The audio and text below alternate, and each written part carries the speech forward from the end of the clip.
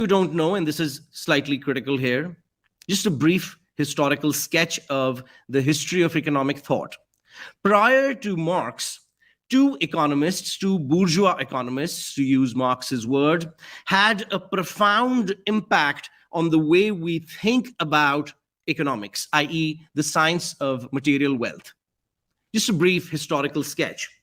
What we call the labor theory of value, what Marx is going to use in his analysis, as you will see, was not, and I want to emphasize this, was not developed by Karl Marx. So for those of you who thought, rightly or wrongly, that Marx is the creator of, the discoverer, whatever word you prefer, Marx came up with the labor theory of value. If you held that view, my friends, that view is wrong. Because here's the story. About 300 years ago, one of the first people to start thinking about this idea, where does value come from? How is value produced? And what is the source of value? This question first began to bother economists in France. And lo and behold, you ready? Because at that point in time, as I discussed last week, we used to live, or Europe was under feudal conditions of production. As you can expect, the dominant class in society in feudalism is the class of land owners. So the first theory of value, you ready? How thought began to conceptualize the material world, dialectical materialism. How economic thought began to conceptualize the question of value depended critically on who was writing the text. As Marx points out in the German ideology, the ruling ideas are in every epoch the ideas of the ruling class. So at that point in time, you guessed it, the representatives of the landlords came up with a theory of value. What do you think that theory said?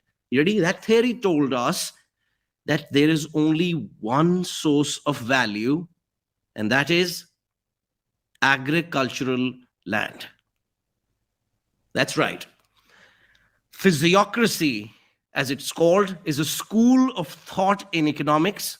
Is a school of thought in economics that argues that the source of value, all value, lies in and has to be sought in land.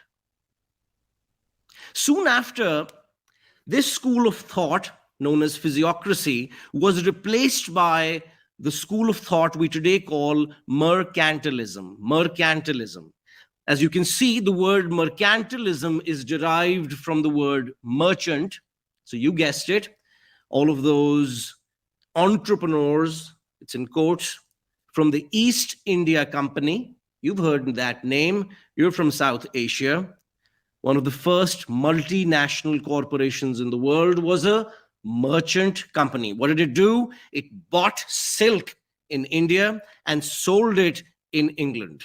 It bought spices in Bengal and sold them in Manchester.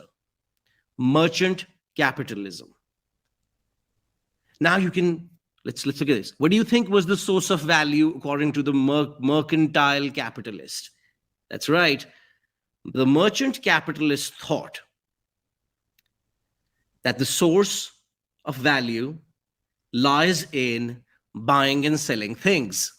The act of buying and selling, according to the mercantile capitalist, lies in the act of buying and selling. After all, isn't that what he or she does? Okay.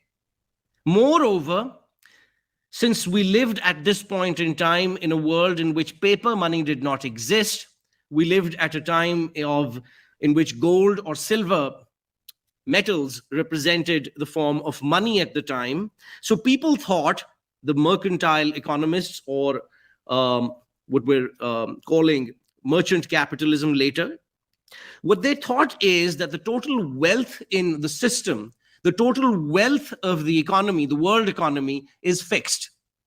Why? Well, think about it. Because in their mind, wealth is the same thing as money. Gold and silver is wealth for them. In other words, at this point in time, the economics that held this particular way of thinking argued that wealth is a zero-sum game. One person's gain is another person's loss. That is indeed how it is in the world of the merchant. However, that does not answer the question, where did the wealth come from in the first place? Now, in 1776, a man called Adam Smith, who is known as the father of modern economics, solved this mystery by writing a book called The Wealth of Nations. The Wealth of Nations. And to cut a long story short, he demonstrated that the wealth of a nation has to be produced, and the secret of production lies in labor.